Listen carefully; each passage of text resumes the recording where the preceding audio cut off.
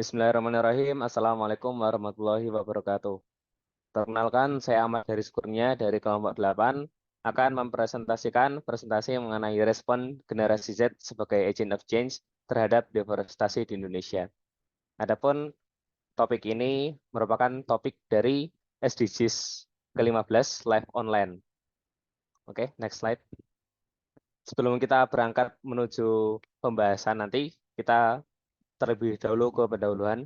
Jadi, SDGs 15 Live Online atau ekosistem daratan yang salah satunya berfokus pada masalah deforestasi dipilih berdasarkan pentingnya hutan hijau bagi sebuah negara.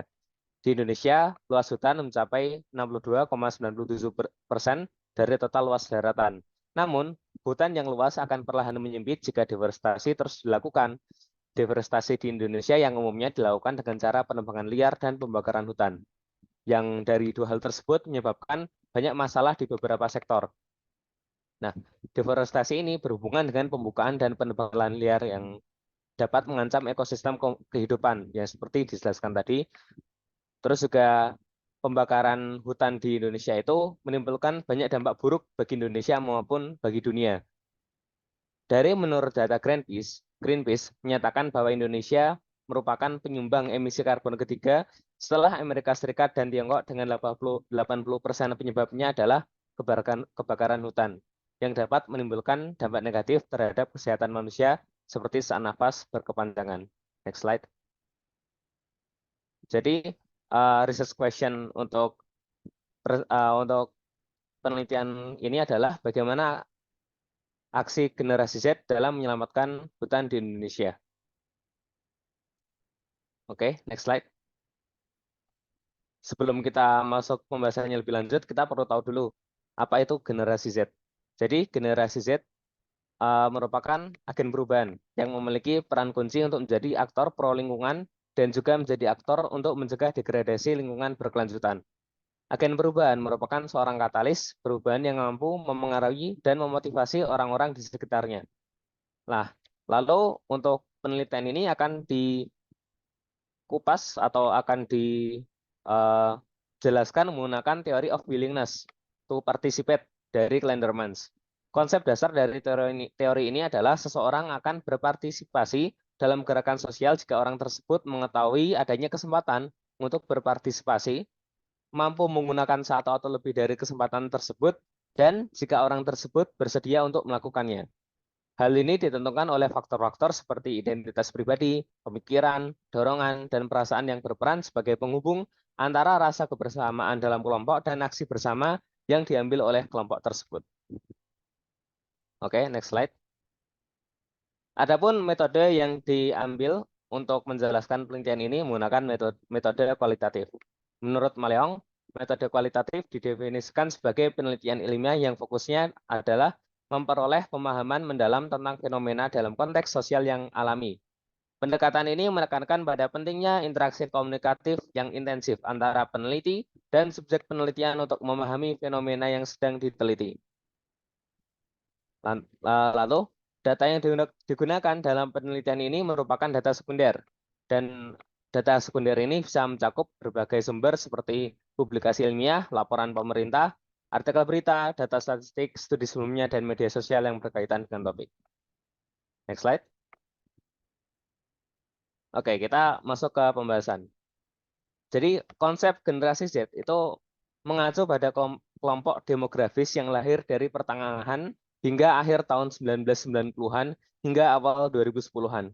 Dikenal sebagai generasi pertama yang tumbuh sepenuhnya dalam era digital. Pemahaman tentang generasi Z penting karena mereka membentuk tren sosial, ekonomi, dan teknologi masa depan. Karakteristik mereka seperti ketergantungan pada teknologi, perhatian terhadap isu-isu sosial dan lingkungan, serta nilai-nilai seperti keberagaman dan inklusivitas berdampak signifikan pada pasar tenaga kerja, konsumsi media, dan dinamika sosial. Lalu, implementasi konsep generasi Z dalam penelitian ini berfokus pada bagaimana generasi ini berperan sebagai katalisator perubahan dalam menanggapi masalah deforestasi di Indonesia. Pemahaman tentang karakteristik unik dari perilaku generasi Z penting dalam konteks ini karena mereka mewakili kelompok yang signifikan dengan potensi besar untuk mempengaruhi perubahan sosial dan lingkungan. Karakteristik seperti keterlibatan digital yang tinggi, kesadaran lingkungan, dan kecenderungan untuk mendukung isu-isu berkelanjutan membuat generasi Z kandidat ideal sebagai agen perubahan. Nah, deforestasi merujuk pada penghapusan atau pengurangan signifikan tutupan hutan atau hutannya sendiri, umumnya untuk memberikan ruang bagi aktivitas manusia seperti pertanian, perkembangan perkotaan, dan penebangan komersial.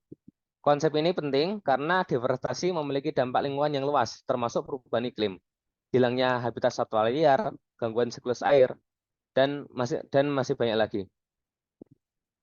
Lalu, dalam penelitian ini, konsep deforestasi diimplementasikan sebagai salah satu fokus utama SDGs 15, Life Online atau ekosistem alam, di mana generasi Z ditantang untuk merespon dan berperan aktif dalam masalah ini. Implementasi konsep ini penting untuk memahami bagaimana generasi Z yang dikenal dengan kesadaran lingkungan yang tinggi dan ketergantungan pada teknologi digital dapat berkontribusi secara efektif terhadap penanggulangan deforestasi. Next slide. Kita lanjut ke teman riset. Generasi Z sebagai agen perubahan memegang peran kunci untuk menghentikan laju deforestasi. Di dalam survei yang diisi oleh 50 responden dari generasi Z, 88% menyatakan bahwa perubahan iklim harus menjadi perhatian serius bagi seluruh pihak. Selain itu, 14 dari 50 responden meyakini bahwa kebakaran hutan menjadi penyebab utama perubahan iklim dalam beberapa tahun terakhir.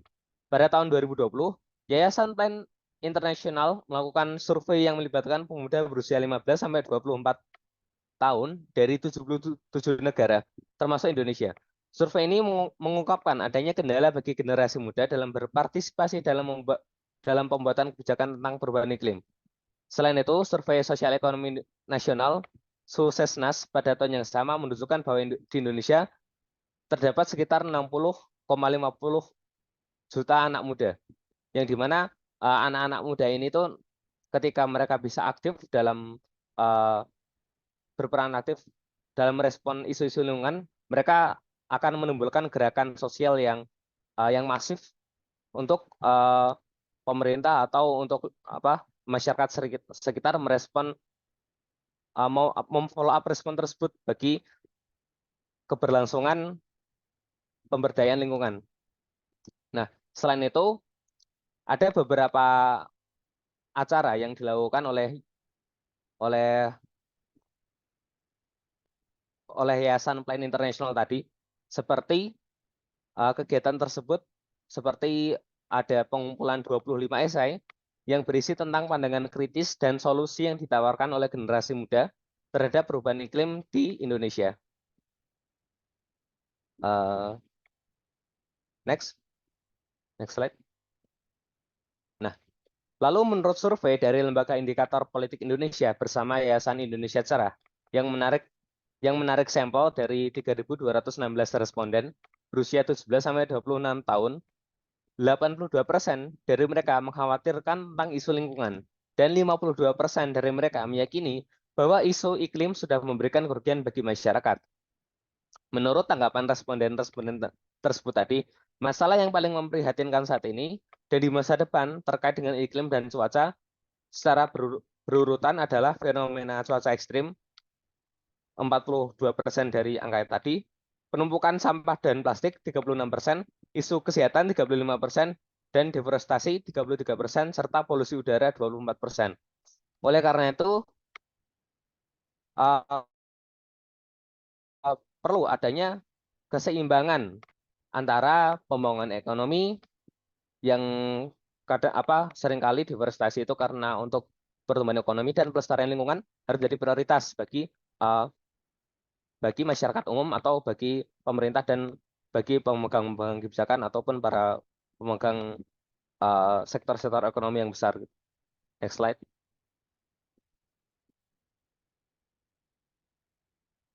Nah, selain itu, generasi Z menunjukkan respon yang proaktif dan berkomitmen terhadap isu kebakaran hutan yang merupakan masalah lingkungan yang mendesak. Salah satunya ini seperti yang ada di foto, mahasiswa Sumatera Selatan yang terdiri dari puluhan orang berkumpul untuk menyuarakan penolakan mereka terhadap kebakaran hutan dan lahan di depan kantor Polda Sumsel. Aksi serupa juga terjadi sebelumnya di Sumatera Selatan, di mana ratusan mahasiswa berdemonstrasi di depan kantor gubernur. Nah, selain itu, aksi-aksi seperti ini juga pernah terjadi di Kota Blitar, di mana puluhan warga dan puluhan mahasiswa melakukan demonstrasi di kantor Perum Perhutani KPH Blitar sebagai respon terhadap kerusakan hutan yang semakin parah di selatan Kabupaten Blitar. Lalu, demo-demo mahasiswa seperti ini juga pernah terjadi di Riau, di mana mahasiswa juga mendemo mengenai kebakaran hutan di Riau. Next slide. Baik, melihat fakta-fakta yang ada dengan teori willingness to participate dan metode kualitatif yang menunjukkan bahwa generasi Z di Indonesia memiliki kecenderungan yang kuat untuk berpartisipasi dalam gerakan sosial, khususnya yang berkaitan dengan isu deforestasi. Temuan ini menegaskan bahwa generasi muda ini tidak hanya sadar akan kesempatan yang ada untuk berkontribusi dalam gerakan lingkungan, tetapi juga memiliki kemampuan dan kesediaan untuk melakukannya. Oke, sekian dari saya. Bila ada salah kata mohon dimaafkan. Wassalamualaikum warahmatullahi wabarakatuh.